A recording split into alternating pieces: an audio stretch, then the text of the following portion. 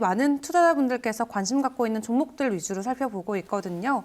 이 스택스도 이평선을 대입을 해서 뭐 지지 저항, 또 추세 라인 같은 것도 살펴보면 좋을 것 같아요. 네, 스택스 코인 한번 보도록 하겠습니다.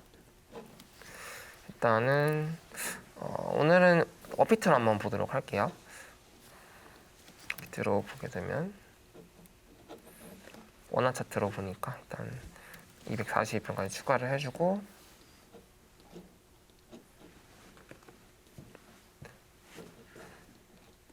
얘는 242평이 없네. 4시간 봉을 한번 볼게요. 네. 자, 4시간 봉으로 봤을 경우 현재 일봉부터 추세선부터 한번 그어볼게요. 추세선이랑 맞닿는 부분이 지지 저항이 좀 더 잘 일어나기 때문에 이런 추세선도 같이 한번 보면서 매매를 하는 게 가장 좋다고 볼 수 있을 것 같고, 지금 같은 경우는 얼추 이 정도 볼 수 있을 것 같은데 네.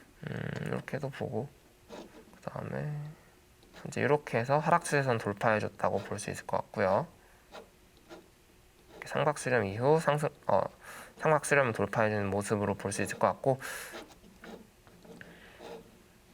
그렇게 일단은 지금 얘는 정배열 상태였죠. 일단 242평에 찍혀 있지 않고 일봉상 이제 22평선 조금 색깔이 애매해지긴 했는데 22평선 파란색을 좀 더 진한 파란색으로 얇은 파란색으로 한번 바꿔볼게요. 네.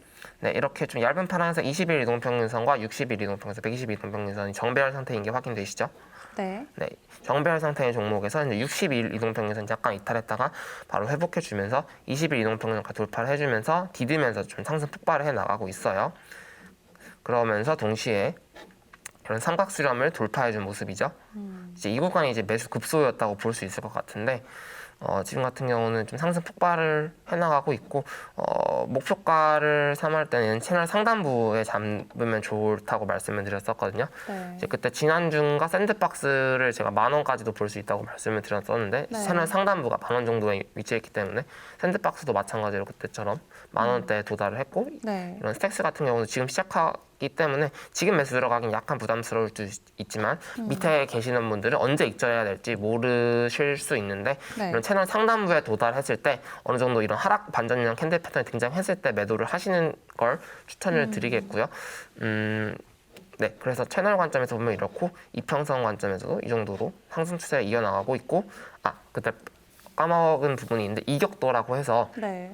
현재 이동평균선과 가격의 거리가 굉장히 멀어질 경우 단기적으로 수익을 실현하려는 세력들이 있기 때문에 이런 것처럼 조정을 받게 돼요. 그래서 이동평균선과 거리가 많이 멀어졌을 때는 항상 매수에 유의해야 한다. 그리고 익절 관점으로도 봐야 된다라고 볼 수 있을 것 같습니다. 이동평균 맨 아래에 있는 이동평균선과 가장 멀어졌을 때를 말씀하시는 건가요?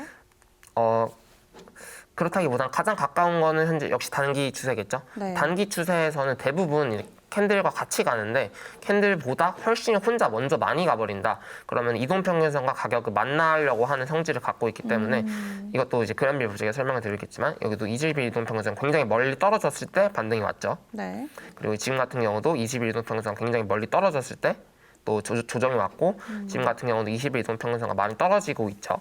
많이 벌어지고 있기 때문에 네. 어느 정도 조정을 줄 수 있는 가능성을 보여주고 있다 정도 생각해 볼 수 있을 것 같습니다. 네, 이렇게 스택스 먼저 살펴봤습니다. 다음 종목 좀 여러 개 더 살펴보면서 확실하게 저희가 개념을 잡으면 좋을 것 같은데요.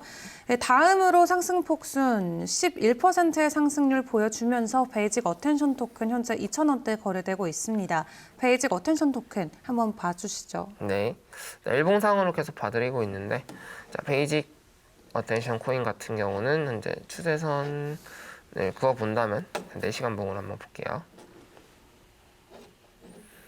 약간 이런 코인들은 추세선이 약간 애매하긴 한데 저점 2개만 연결하면 된다고 했고 줄 정도로 추세선을 볼 수 있을 것 같아요.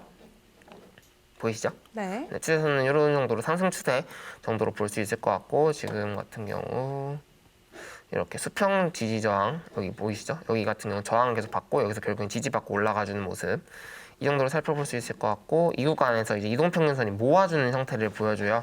지금 나중에 또 배울 텐데 이런 수렴을 하거든요. 한쪽으로 모아지는 형상을 수렴이라고 하는데 네. 지금 보게 되면 이제 20, 60, 120이 모아졌죠 한데 보이시나요? 네. 네, 모아졌다가 이제 이동평균선이 위쪽으로 퍼져나가는 폭발 형태가 나와요. 네. 보이시죠? 이런 식으로 폭발 형태가 나오기 때문에 이런 이동평균선이 모아졌다가 상승적으로 폭발해 나갈 때가 이제 매수 급소라고 볼 수 있을 것 같은데요.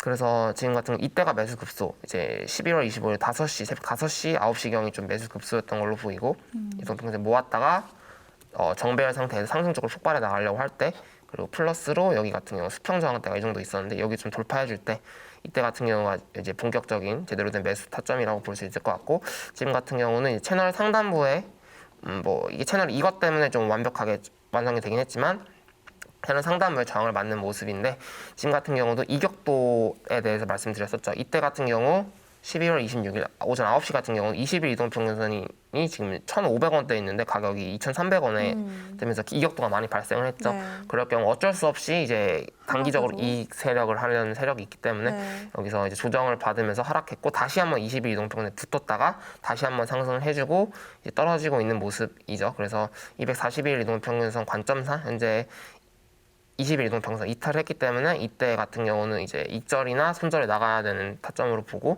지금 같은 경우도 다시 반등을 시원하게 해주고 있긴 하지만 20일 이동평균선 저항을 받고 있는 모습이죠.